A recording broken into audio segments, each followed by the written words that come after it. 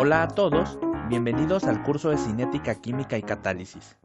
A través de una serie de videos te mostraremos el uso y aplicación de la cinética química, así como también conocerás la importancia de la catálisis.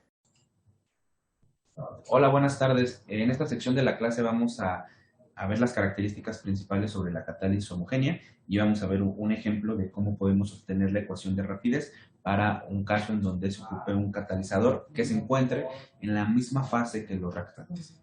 ¿Ok? Digamos que la catálisis homogénea es uno de los primeros, pues, digamos, sistemas que se estudiaron porque pues tiene una gran ventaja. La mayor parte de las reacciones que se analizan ocurren a presión atmosférica. ¿Ok? Esto desde el punto de vista de operación y a nivel industrial pues tiene mucha ventaja y es atractivo, ¿no? Porque realmente nos está dando pues, la facilidad de llevar a cabo una reacción sin modificar la presión, ¿no? Ahora, también tiene una de las grandes situaciones o desventajas, es que cuando se lleva a cabo la reacción, dado que el reactante y el catalizador se encuentran en la misma fase, cuando nosotros terminamos la reacción, es difícil de separar el catalizador de la mezcla reaccionante. Entonces, no puedes a través de un método mecánico, por ejemplo, la decantación o la filtración, no puedes recuperar el catalizador, ¿no? Que, pues, si bien dijimos, el catalizador es una especie que cuando termina el ciclo, bueno, su mecanismo, digamos, pues se va a regenerar. Pues sí se regenera, pero al final de la historia es difícil de separar. ¿Por qué? Porque se encuentra en la misma fase. ¿Ok? Desde el punto de vista pues, operacional, pues esto es una gran desventaja porque pues se pierde mucha de la cantidad del catalizador que se ocupa y desde el punto de vista económico pues impacta, ¿no? En el costo de ese producto. Entonces tiene una gran ventaja a nivel de operación, a nivel presión, pero tiene una gran desventaja a nivel de separación. ¿Ok? ¿Estamos de acuerdo en eso? De acuerdo. Bueno, ahora vamos a analizar un caso en donde nosotros bueno, platiquemos sobre el mecanismo y sobre la obtención de la ecuación de rapidez. Para este caso, bueno, aquí se propone la reacción de conversión del cis-2-buteno hacia trans-2-buteno. Es una reacción de isomerización, en donde pues partimos de esta especie, de este reactante, y llegamos a esta otra especie como producto, ¿no? Si se acuerdan de esto del cis, que tiene que estar en del mismo lado, ¿no? Bueno, molecularmente hablando, ¿no? Y en trans, pues que se encuentran en sitios opuestos. ¿Sí se acuerdan de esto? Sí. Sí. Ok, bueno. Ahora, esta desde el punto de vista de lo que vimos al inicio, pues es una reacción, al inicio del curso, es una reacción unimolecular, dado como está escrita así la reacción, pues es irreversible. Y la ecuación de rapidez que acá les muestro es la que se ha obtenido en diferentes artículos y tiene esta forma, ¿no? La rapidez es igual al producto de una constante de rapidez de reacción por la concentración del reactante, en este caso cis-2-buteno. Esta ecuación cinética, pues esta ley a ustedes ya no les impacta, pues es una reacción del primer orden, en donde únicamente pues aparece el reactante, ¿no? Aquí también hay que acordarnos, ¿no? Que también es posible que en las ecuaciones de rapidez pueda aparecer el catalizador en algunos casos y que no sería malo, ¿no? Problemas que aparezcan en especies intermediarias. Ahí sí yo no acepto esa ecuación de rapidez. ¿Estamos de acuerdo? Sí. Sí. Ay, miren, ¿quién sabe aquí se vuelve a pegar esta parte? A ver, espérenme, creo que aquí hice, ¿quién sabe qué hice? A ver, espérenme. A ver, denme un segundo. ¿Quién sabe qué hice? Esperen, creo que omití una parte. A ver, esperen. Sí, omití una parte. A ver, denme un segundo, por favor. Se me fue una. ¿Quién sabe qué sucedió?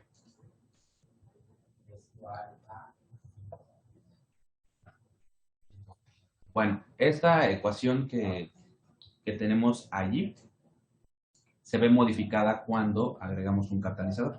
Entonces, bueno, sí es cierto que el catalizador va a modificar el camino como se lleva a cabo la reacción, bueno, pues entonces también es posible que la ecuación de rapidez cambie, ¿ok? Y bueno, cuando nosotros decidimos poner un catalizador, también eso es importante mencionarlo, pues cuando una reacción ocurre de manera lenta. ¿no? Y lento pues tiene que ver con que tenemos que esperar mucho tiempo para obtener el producto deseado.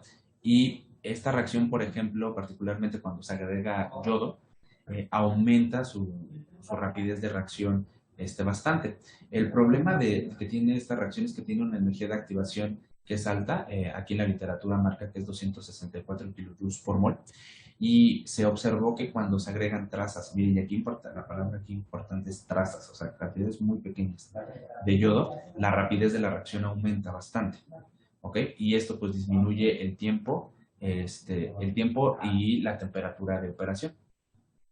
Eh, Finalmente, cuando bueno, ya están analizando cinéticamente hablando los resultados, se dieron cuenta que la ecuación de rapidez, esta sería sin catalizador, la de arriba,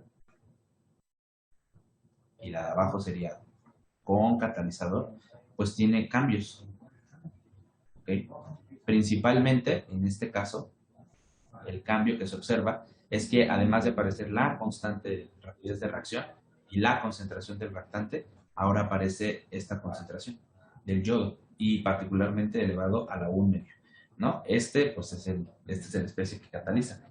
Si ustedes se acuerdan, y por eso hice la mención, ¿no? O sea, si en la ecuación de rapidez yo puedo dejar a la concentración del catalizador porque es una cantidad que yo sé cuánto vale, ¿ok?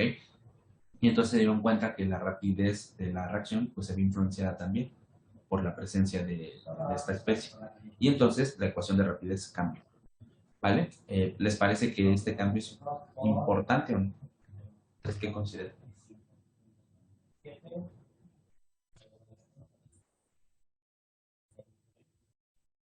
¿O da lo mismo? Son iguales. No, pues sí es muy importante. ¿El orden cambia? ¿El orden global? Sí, Sí cambia, ¿no? Entonces, pues eso también modifica, ¿no? Cómo se va convirtiendo el reactante, ¿no? Eso lo vimos en la parte del método integral, allá vimos, ¿no? Que si cambia el orden de la reacción, pues la evolución, ¿no? El perfil de concentraciones que se tiene, pues es diferente. Entonces, bueno, entonces acá el orden global, pues cambia. ¿Pero por qué cambió? Bueno, lo que sucede, y esto es importante aquí mencionarlo cuando lo dije irreversible, me refiero a que ocurre en un único paso, ¿no? Es decir, que el cis-2-buteno pasa a su configuración trans en un paso único, ¿ok? Ahora, ¿qué pasa cuando agregas el catalizador? Esa reacción ya no ocurre en un paso, ya no es una reacción directa, sino lo que ocurre es que hay un mecanismo ahora que se encuentra involucrado. Este mecanismo, particularmente hablando para esta reacción, está conformado por 5 pasos. Aquí está el paso número 1, aquí está el paso número 2, el paso número 3, el paso número 4 y regresamos acá al paso número 5. Este camino que hemos recorrido aquí es un ciclo. Entonces es muy común que ustedes cuando vean en la literatura se le llame ciclo catalítico. Entonces, ¿qué quiere decir un ciclo catalítico? Pues es el conjunto de pasos que sirven para explicar cómo se forman las especies intermediarias, cómo después se forma el producto y además cómo se regenera el catalizador. Pero además, pues al ser un ciclo, pues quiere decir que n cantidad de veces puede repetirse este ciclo y obviamente pues de qué va a depender hasta cuándo se va a agotar esto, bueno pues hasta cuando se agoten las especies que están reaccionando, ¿ok? Porque el catalizador no se va a agotar, porque el catalizador siempre se va a estar generando. Entonces, ¿quién se puede agotar? Pues los reactantes, ¿ok? ¿Cómo entonces yo debo de entender aquí estos ciclos catalíticos? Pues me tengo que fijar en dos cosas, en el sentido en el que están las flechas y qué especies están antes o después de estas flechas, ¿no? Por ejemplo, ahorita voy a centrar mi atención en esta especie. ¿Ok? Si ustedes se dan cuenta, esta especie está entrando al ciclo. Aquí, fíjense, va una flecha hacia adentro. Si está entrando al ciclo, quiere decir que este es un reactante. Porque está entrando al ciclo. En contraste, esta otra especie que está acá está saliendo del ciclo. Eso quiere decir que este es un producto. ¿Ok? Aquí la especie morada, pues si nos damos cuenta, es la que se regenera. Entonces quiere decir que este es el catalizador.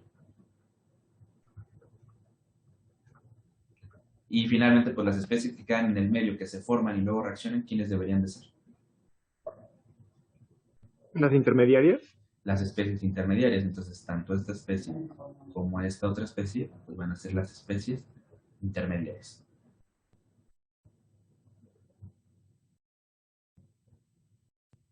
Y en este caso hay dos. ¿Ok?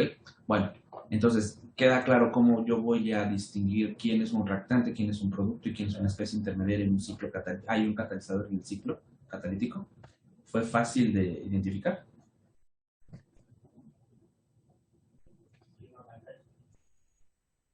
Sí, profe.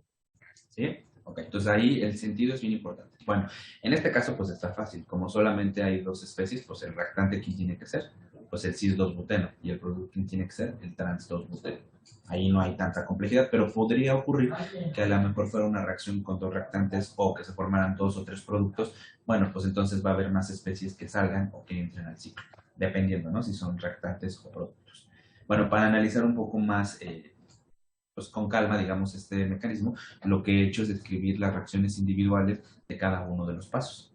¿Ok? En estos pasos lo que estoy poniendo son las reacciones individuales, que como acordamos son reacciones, bueno, que van a ocurrir de manera consecutiva, y segundo, que son reacciones que van a ser tratadas como elementales.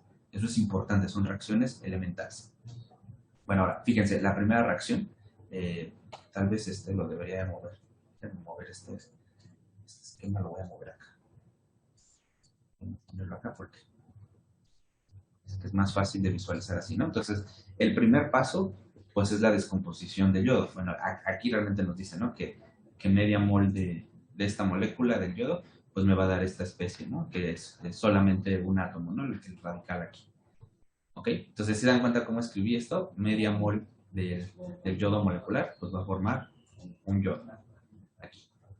Y bueno, como es el paso 1, pues he adjudicado la constante K1 para evidenciar, ¿no? La rapidez con la que va a ocurrir esta reacción. ¿Esta sí la pudieron haber escrito ustedes?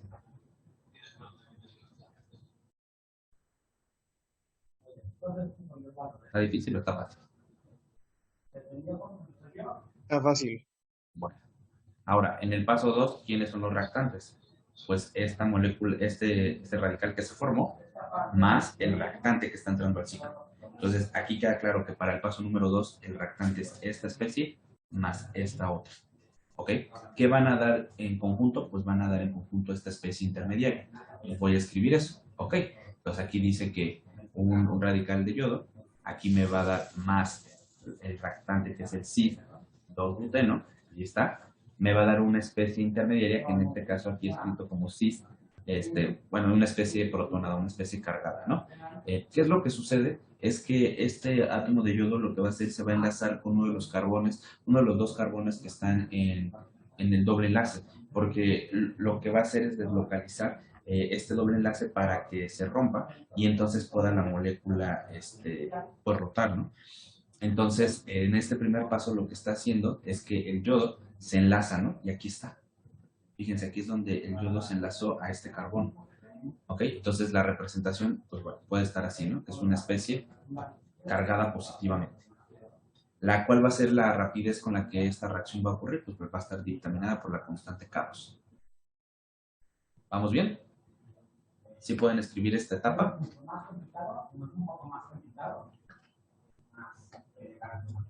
¿Sí o no? Sí. ¿Sí? Ok. Bueno, ahora, después, fíjense qué sucede. Esta especie que ya tiene aquí al yodo, ¿qué va a ocurrir? Pues se rompe el doble enlace. Bueno, si ustedes se acuerdan de su clase de estructura, pues es un enlace pi. ¿Ok? Entonces, cuando se rompe este enlace, pues la molécula puede girar. Y esto da origen a que cambie la configuración. Entonces, en este paso número 3, lo que va a ocurrir es el cambio de configuración. Desde el punto de vista pues, de la composición de la molécula no va a cambiar, sigue siendo exactamente pues, lo mismo, ¿no? 4 carbonos, 8 hidrógenos y el yodo, pero lo que va a cambiar es la configuración. Pasamos de cis, pasamos a la configuración trans. ¿Ok? Pero pues sigue siendo una especie que está cargada positivamente. La rapidez con la que va a ocurrir esta reacción pues va a estar dada por la constante K3. ¿Ok? Entonces ya pasamos de este paso a este otro paso, acá, a esta otra especie intermedia. El problema de, bueno, de estas especies que están cargadas positivamente pues es que no son estables, entonces no pueden quedar allí. Entonces rápidamente, como cualquier especie intermedia que hemos visto aquí cómo se forma, pues se transforman, se consumen, ¿no? En el siguiente. Bueno, entonces ahora vamos al paso número 4. El paso número 4, ¿qué es lo que ocurre?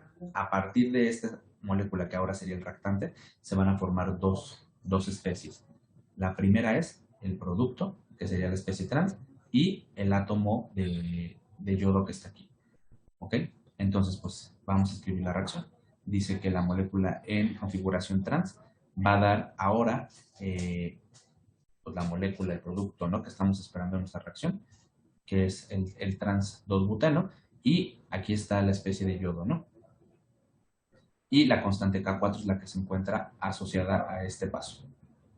¿Estamos de acuerdo? ¿Queda claro esto? Este paso es el reactante y estos son los dos productos. ¿Eso queda claro? ¿Sí me están siguiendo cómo leerlos? Sí, profe. ¿Sí? Ok. Y el último paso, ¿qué ocurre? Bueno, pues que esto se regenera, ¿no? Entonces, pues aquí lo que voy a poner, que, bueno, este átomo de yodo, pues forma un medio de la molécula, ¿no? De acá. Entonces, bueno, necesitaríamos dos, ¿no? Aquí no le escribo con el doble porque, pues, ¿se acuerdan ustedes que si modifico aquí los coeficientes estequiométricos, pues modifico también el hecho de cómo vamos a escribir las ecuaciones de rapidez? ¿No? Porque como son reacciones elementales y yo le modifico acá la estequiometría, pues también cambia el orden, ¿no? Porque son reacciones elementales. Entonces, por eso lo he escrito de esta forma, para mantener aquí como en el mecanismo fue escrito, ¿no? Y fue propuesto. ¿Sí se dan cuenta de eso? Entonces acá ya se regeneró el catalizador. Sí, profe. ¿Sí? Ah, bueno, me faltó decir, ¿no? Que en este paso 5 pues la constante es K5. Bueno, entonces, ¿cómo se ve esto en un diagrama de energías? Porque así como lo platiqué cuando les presenté cómo un catalizador impacta, pues parecía, ¿no? Pues que Profesor, simplemente... Mándenme. una pregunta. ¿La K5 bueno, la podemos tomar como el valor inverso de la K1 o no necesariamente? No necesariamente. No necesariamente. A lo mejor es más rápido cuando se disocia, digamos, a que cuando se vuelve a formar, ¿no? No necesariamente tienen la misma rapidez. Ok, profe, gracias. ¿Vale? Bueno, entonces lo que les decía, bueno, ¿se acuerdan del diagrama de energías? Bueno, lo voy a poner acá. Pues acá estaba bien bonito, ¿no? Sin catalizador, pues solo había una cima, con catalizador, pues también había una cima y disminuía y pues todo sonaba muy padre.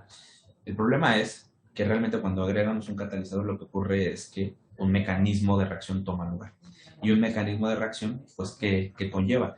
Pues que al menos haya dos pasos. En este caso no hay dos pasos, en este caso hay 5 pasos. Es decir, hay 5 reacciones. ¿Qué quiere decir? Que por cada reacción tiene que haber una distribución de este tipo, ¿no? Esto es cuando decimos que de reactantes pasamos a productos, ¿no? Para una reacción. Pero realmente en nuestro caso que ahorita estamos analizando cuántas reacciones hay. 5. ¿Están de acuerdo?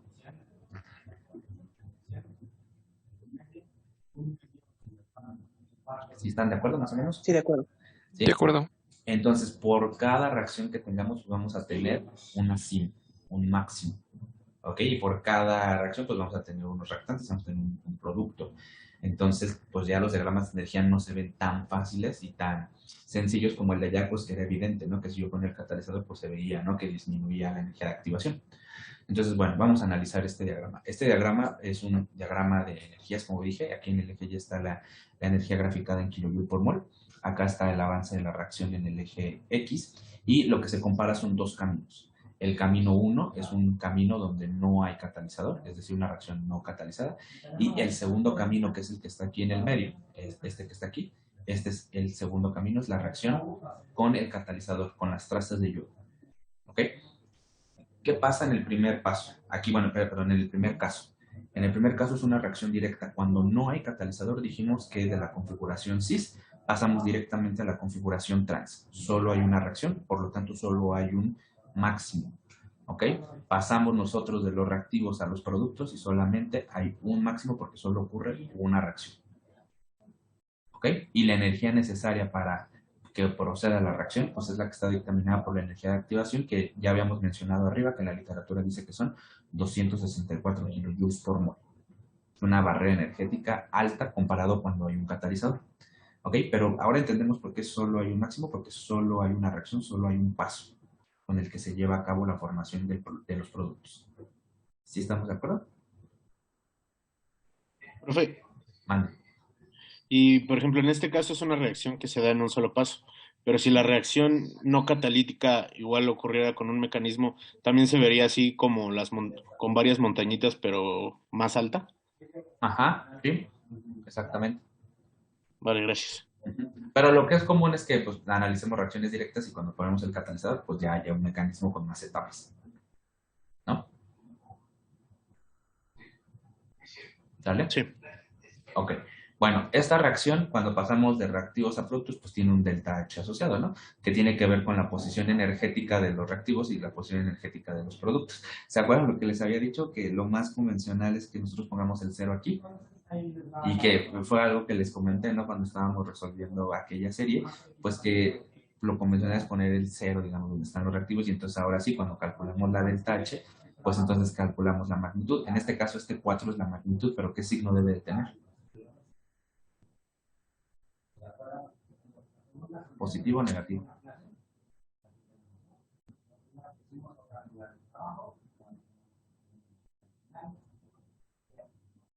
¿Qué signo debe tener? ¿Positivo? ¿Positivo? A ver, un número negativo, menos cero. Este va a ser un número Bueno, pues negativo, ¿no? negativo, sí. Negativo. ¿Este qué tipo de reacción? ¿Este esquema para qué reacciones? Para una reacción exotérmica. ¿Ok? Porque la posición energética de los reactantes está más arriba, digamos, que la de los productos. Magnitud, pues es 4 kilojoules por mol, pero el signo debe ser negativo, ¿no? Aquí debe ser negativo. Bueno, ahora, ese es el caso, ¿no? Cuando no hay catalizador. Ahora, cuando hay catalizador, pues dijimos que ahora hay un mecanismo que se encuentra conformado por 5 etapas que son consecutivas y que vamos a tratar como elementales. Cada una de estas reacciones elementales, por tanto, va a tener sus propios reactivos, perdón, sus propios reactantes, sus propios productos, y cada uno de ellos va a tener una cima energética. ¿Ok? Esa cima energética, pues tiene que ver con la formación del complejo activado en cada una de estas etapas. Y cada etapa debe tener una energía de activación asociada, que es la barrera energética a vencer para cada uno de los casos. ¿Ok? En el caso con la reacción sin catalizador, pues solo hay una barrera energética a considerar. En cambio, en este caso, ahora hay 5. Como aprendimos en el tema de ecuación de Arrhenius, la energía de activación siempre se mide como la diferencia entre la energía de los reactantes y la cima energética que tiene, ¿no? Cada uno, ¿no? De las reacciones. Entonces, en este caso se dan cuenta la energía de activación para el primer paso es toda esta diferencia, ¿no? Porque estamos haciendo la diferencia entre el máximo menos la posición de los reactantes, energéticamente hablando. Entonces, esta es la primera barrera energética para la reacción número 1. ¿Ok? Y esta reacción número 1, pues, ¿cuál era? Pues era la reacción en donde se disocia el yodo. ¿Ok? Entonces, esa es la energía que se requiere. ¿Vale? ¿Ahí vamos bien? Sí, profe. ¿Sí? Sí. Ahora, el producto de esta primera reacción está localizado aquí energéticamente hablando. ¿Ok? Este producto pues va a dar la formación de esta otra especie. Y en la reacción número 2, ¿quién es el reactante? El reactante es, bueno, es la suma, ¿no? El yodo más la especie cis y me va a dar como producto la especie protonada en la configuración cis. ¿Ok? Eso quiere decir que la especie protonada en la configuración cis va a estar localizado en este mínimo. ¿Ok? Mientras que esos dos reactantes, el cis más el yodo, van a estar localizados aquí. ¿Están de acuerdo? ¿Sí entienden quién va en cada uno de estos dos? Profe. ¿Sí? Ok. Ahora, quiero hacer mucho hincapié en esto. La energía de activación siempre se va a medir como la diferencia de la cima energética menos la energía que tengan los reactantes de cada etapa. Entonces, para el segundo paso, la cima energética pues está localizada aquí. ¿Sí ves mi puntero, verdad? Aquí está localizada la cima energética. Sí. ¿Sí? ¿Y dónde están los reactantes de esta especie, de esta etapa? Aquí, en este mínimo. Entonces, la energía de activación para este segundo paso únicamente es esta magnitud. No es todo esto hasta acá. Es solo este pedazo. Porque energéticamente hablando, este paso comienza aquí. ¿Ok? Y no tiene sentido que entonces yo diga que la barrera energética a vencer, pues es todo esto. Porque no, realmente donde yo inicio es aquí, ya en esta posición energética, que fue el producto del primer paso. ¿Ok? ¿Estamos de acuerdo en eso? Sí. ¿Sí? Ok. Sí. Ahora, desde el punto de vista de la posición, pareciera ser que que la barrera energética del paso 2 es mayor, ¿no? Porque si yo, pues aquí leo el valor de energía de activación, pues es mayor que el de la primera etapa. Pero realmente en magnitud, esta segunda energía de activación es más grande que la primera. No. No, entonces, ¿cuál de los dos pasos requiere mayor energía para que se lleve a cabo? ¿El El uno o el otro? primero. El primero, aunque pareciera ser que por la posición que tiene este máximo, pareciera ser que esta segunda etapa requiere de más energía, pero aquí hay que tomar en consideración de dónde inicia esta segunda etapa. ¿Sí? ¿Queda claro eso? Que no solamente me voy a fijar en la posición que tenga el máximo, sino que me voy a fijar en la posición que tengan el reactante correspondiente a esa etapa.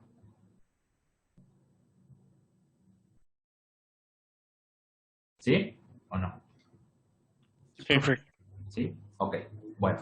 Ahora, entonces ya, bueno, esta segunda, aquí se forma la especie cis, y ahora en el tercer paso es este, ¿no? En donde cambiamos la configuración, ¿no? De cis a trans, digamos, la especie que está cargada positivamente.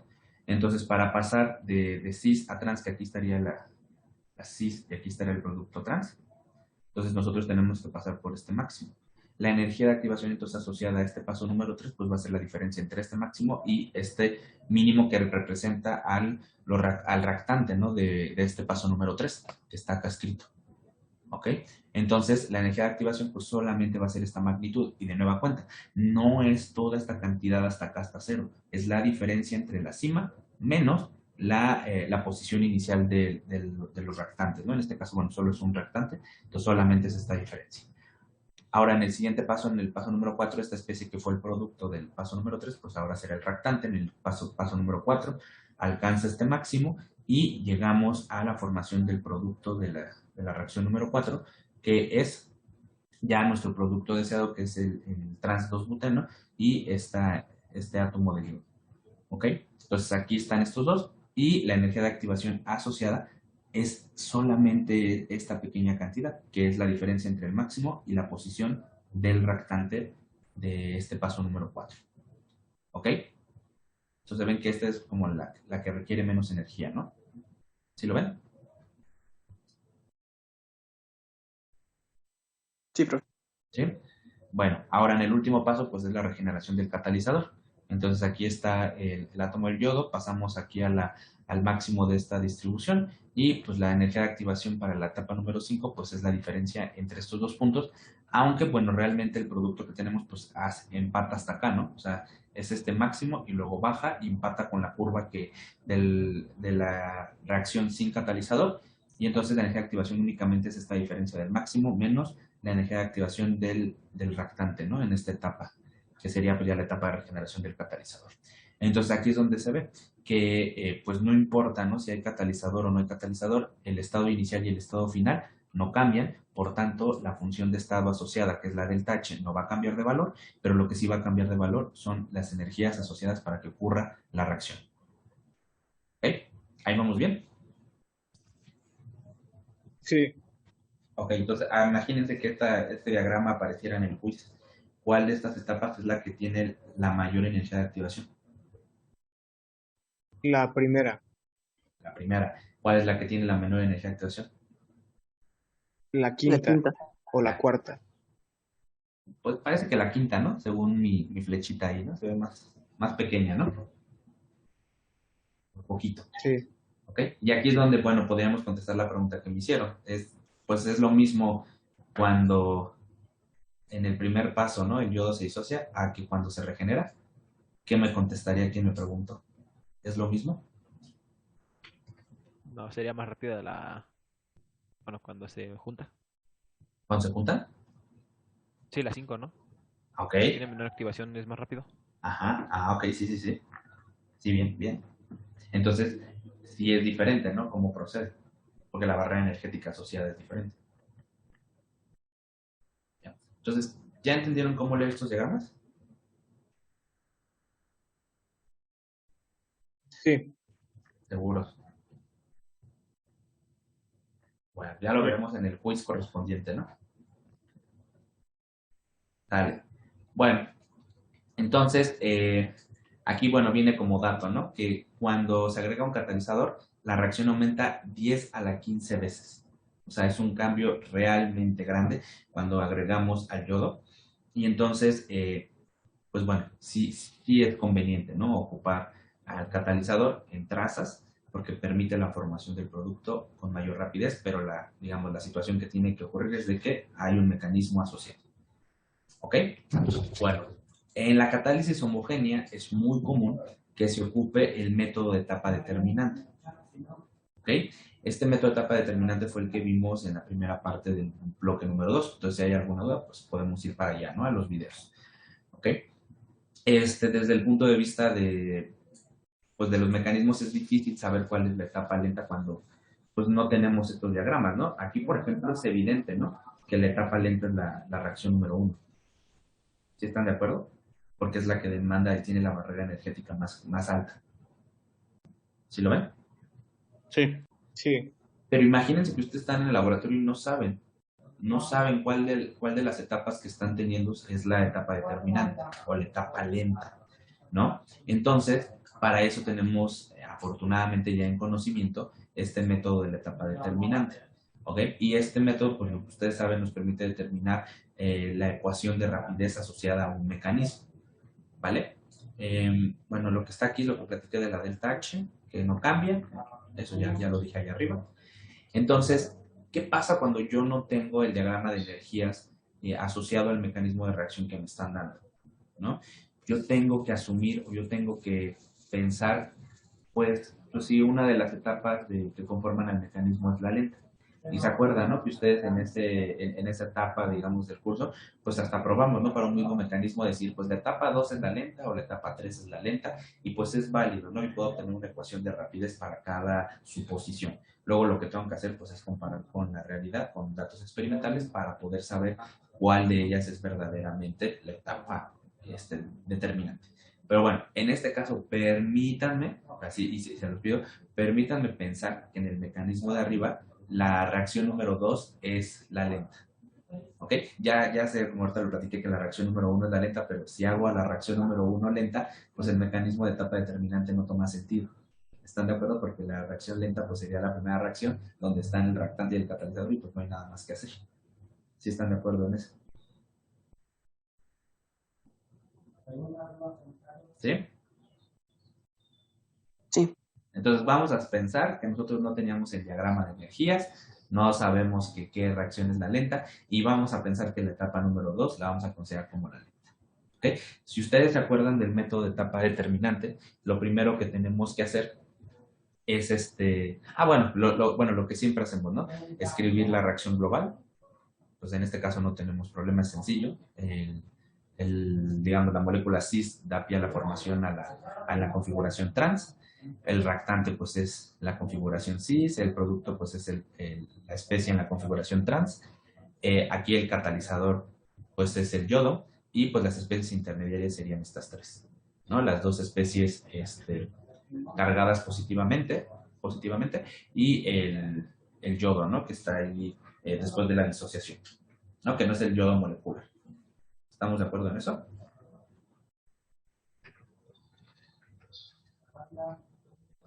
Sí, no, quién sabe. Bueno, voy a pensar que sí. Bueno, ahora déjenme copiar el mecanismo, déjenme pasarlo para acá abajo. Entonces, el segundo paso que nosotros hacíamos en el método de etapa determinante es escribir la ecuación de rapidez para la etapa lenta. ¿Ok? Dado que dijimos que todas las reacciones que vamos a tener aquí son elementales, entonces, bueno, pues entonces la reacción número 2 va a ser la etapa lenta, entonces la rapidez de la reacción número 2 es la que va a gobernar la rapidez de todo el mecanismo. En el paso número 2, los reactantes pues son el yodo y la especie phi. Y la constante que está asociada es la K2. Por tanto, la rapidez, dado que es una reacción elemental, la voy a escribir como el producto de K2 por la concentración de la especie cis por la concentración del yodo. ¿Estamos de acuerdo en eso? Digamos, no hay nada nuevo ahí, ¿o sí?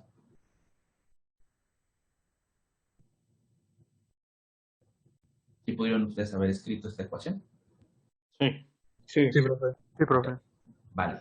Bueno, de acuerdo a lo que hemos escrito arriba, pues esta especie del yodo no puede quedar expresada en la forma final de la ecuación de rapidez porque pues es una especie de la cual no podemos saber su valor de la concentración, ¿no? Porque pues así como se forma se va a consumir y entonces necesitamos ponerle en función de términos que sí podamos medir experimentalmente hablando. Para eso pues vamos a tomar pues las demás reacciones. Si ustedes se acuerdan en el método de etapa determinante, pues dado que una es lenta, todas las demás se encuentran en equilibrio. Si todas las demás se encuentran en equilibrio, ¿cómo debería yo describir todas estas reacciones que están acá? Así, ¿no? Con doble flecha. Con doble flecha indicando el equilibrio, ¿no? Todas las reacciones que no sean la lenta están en equilibrio. La única que es directa es esta, la 2. ¿Ok? Entonces todas están en equilibrio, pero realmente de todas estas, ¿quiénes son las únicas que me sirven?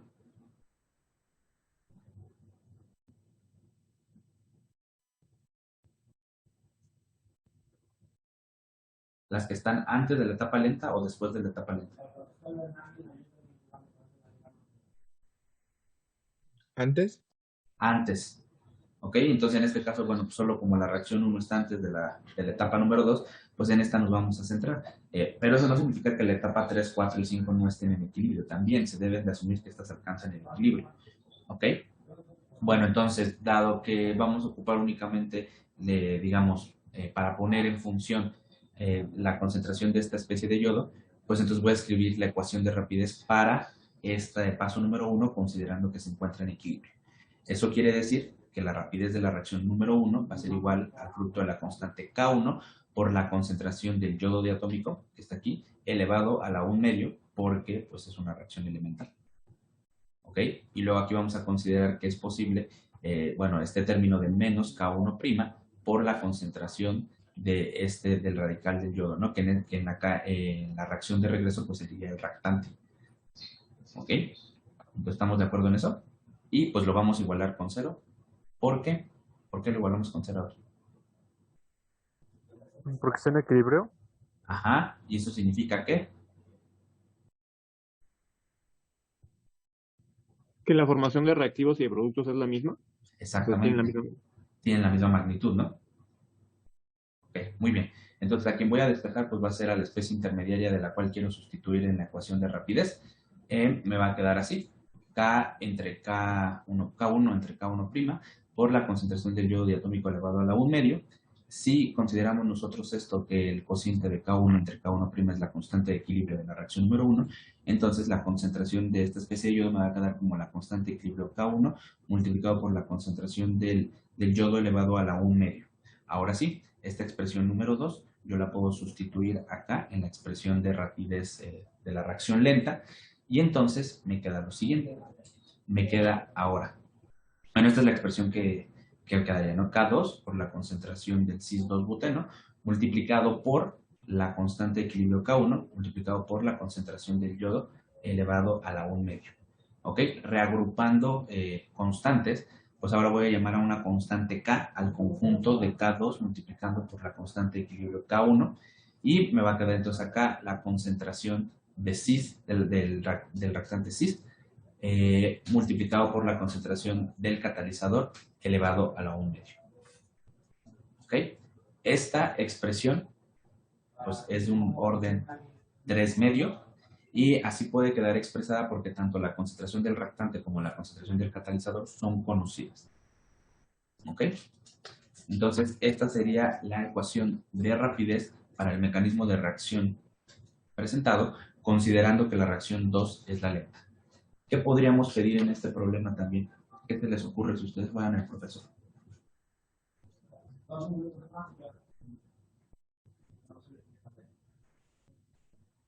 ¿Qué más? ¿Qué otro ejercicio podrían pedir? ¿Qué se les ocurre?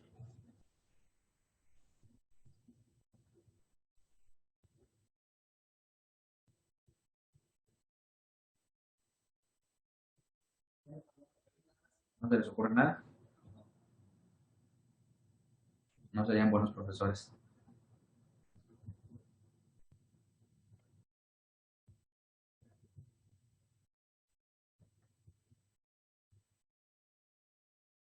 ¿No?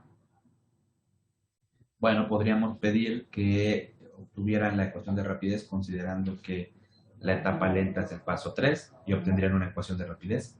Podríamos pedir que obtengan la ecuación de rapidez considerando que el paso 4 es el lento o considerando que el paso 5 es el lento. Y entonces tendrían una ecuación de rapidez diferente para cada caso. ¿Están de acuerdo? ¿Alguien iba a hablar? Sí, perdón. Ahí como tal, entonces no hay un paso lento, o sea, digamos, verdadero. Ahí puede ser arbitrario.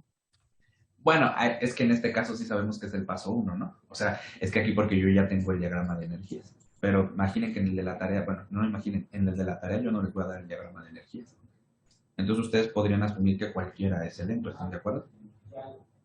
Aquí es claro que es el 1, pero les digo, si es el 1, pues no toma sentido hacer el método de etapa determinante.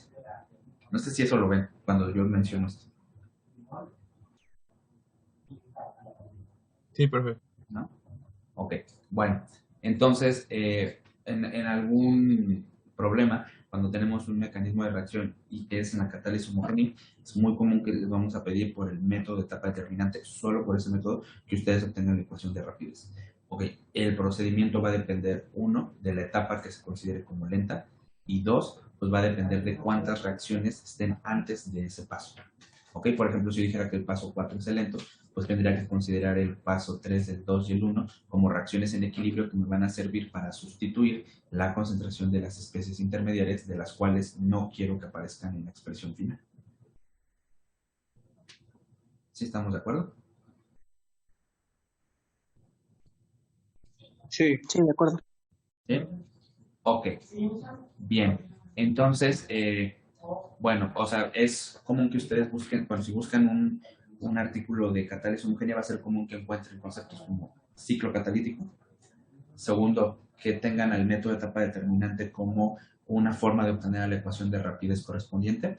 Y también es muy común que pues la concentración del catalizador aparezca. Si la concentración del catalizador fuera constante, es decir, yo no la cambio durante el experimento, ¿qué es porque a lo mejor yo puedo hacer muchos experimentos, pero siempre pongo la misma cantidad de catalizador. ¿Qué podría yo hacer con esta concentración? ¿La dejo expresada aquí? ¿O qué otra opción tendría? Ahora sí, con lo que ustedes ya saben. Podemos no expresarla. Bueno, sí tiene que estar porque aparece, ¿no? Pero ¿qué puedo hacer si es constante? ¿Qué hemos hecho durante todo el curso? Casi sencillo, todo el curso. ¿Qué agrupamos? La agrupamos con la constante.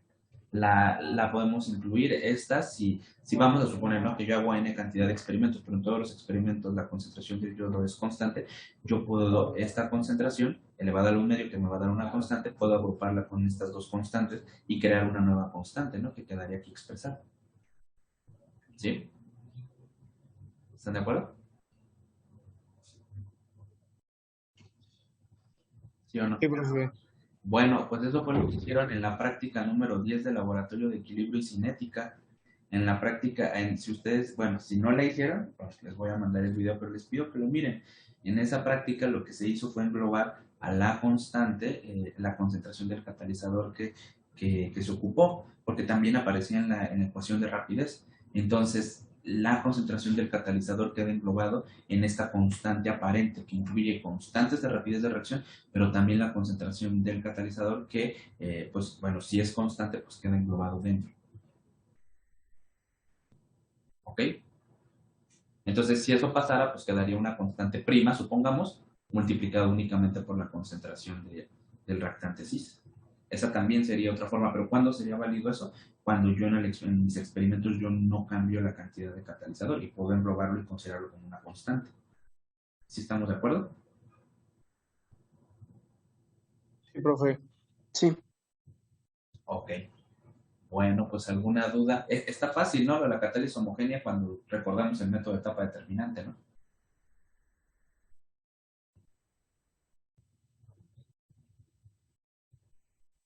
Sí, se ve tranquilo. Entonces, ¿hay alguna duda? ¿Algo que quieran comentar?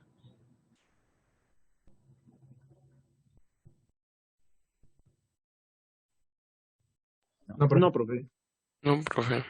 Sí. Bueno, pues entonces acá le vamos a parar. Déjenme parar la grabación. Pon en práctica lo aprendido en esta clase. Nos vemos en la próxima.